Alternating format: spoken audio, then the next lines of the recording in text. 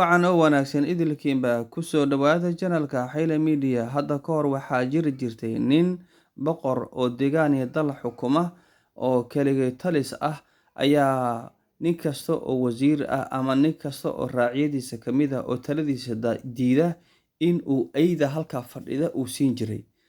Maalin maalmaha ka mid ah ayaa waxaa dhacday wasiiradiisa ka mid ah ayaa taladiisii ay u cuntami weyday uu ka biyo diiday ama uu sulugayba. Maxaa dhacay markaa aydii wuxuu yiri ninkani waan xukumay waxaan ku xukumay in ayda lagu dhex tuuro si ayda ay cunaan. Marka waxaa dhici doonta ninkii boqorka wasiirka wuxuu ku yiri boqorow waxaan kaa codsanay maadaama adigu xukuntay arrintaasi waxaan kaa codsanay 10 bari inaad fasax siisid. Bal waa yahay buu yiri ninkii wasiirka dhaka ayuu keenay wuxuu aaday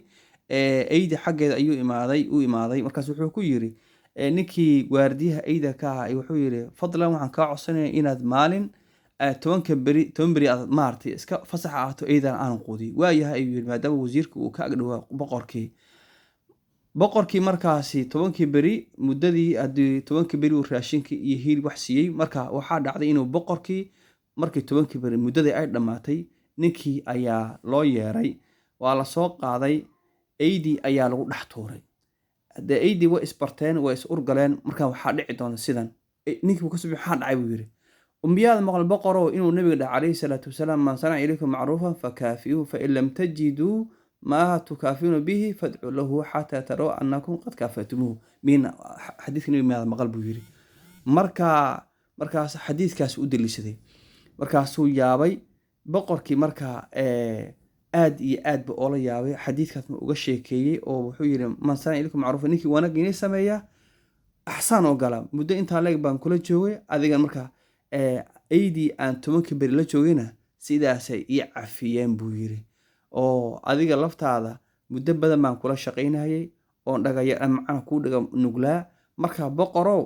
adigu qof caadila ma tiid maxaa yeelay aydii ayaaba sidaasi muddada yarta aan la joogay aan isku baran hilibka iyo rasaaqada aan siinayay imaysan cunin adigana muddada inta la eg tomanaanka sano ah aan kula shaqaynayay garabkaaga gaashaankaaga aan ahaa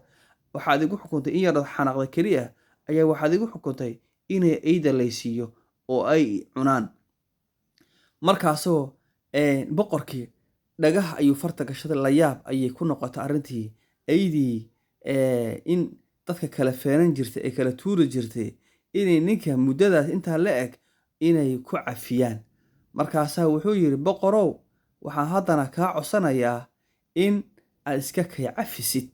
maadaama aydii ay cafiyeen adigana boqorkii muddada inta la eg aan wada shaqaynaynay ee aan wada soconay ayaa tahay marka waxaan kaa codsanayaa in aad i cafisid ood iska kaydaysid boqorkii arrintii la yaab ayay ku noqotay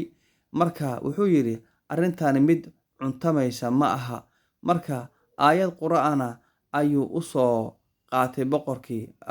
ninkii wasiirka ayaa aayad quraana soo qaatay taasoo uu kaga hadlayo arrinta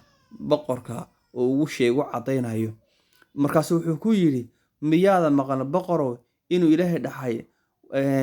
faman cafa wa aslaha fa ajruhu ala allahi innahu la yuhibbu adh-dhalimin iyo aayada kale quraanka dhahaysa walyafu walyasfahu ala tuhibbuna an yaghfira allahu lakum miyadan maqal buu yiri boqorow maxaa sida ay u galaysaa miyaanan muddada inta la eg aan kula shaqaynin ee iska kay cafi boqorow dib dambana ku kaaga xanaajin maayo amarkaagana ma diidayo marka sidii ayuu ku cafiyay marka waxaad ogaataa qof haddaad isqabataan iska cafi ilaahay haddaad doonayso inuu ka cafiyo marka qisadiina intaa ayay ku ekaatay fadlan nagu soo biir haddaad hadda ka hor nala soconin